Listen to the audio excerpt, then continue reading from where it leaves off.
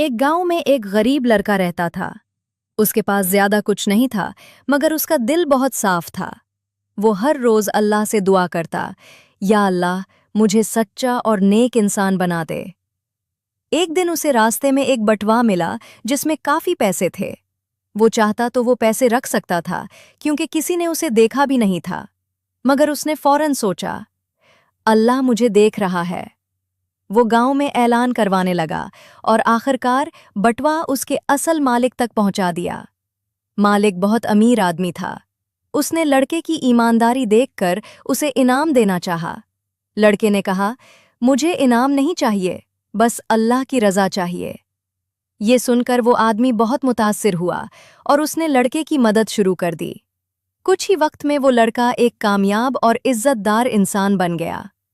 سبق: ہمیشہ سچائی اور ایمانداری اختیار کرو کیونکہ اللہ سب کچھ دیکھ رہا ہے اور وہی بہترین بدلہ دیتا ہے۔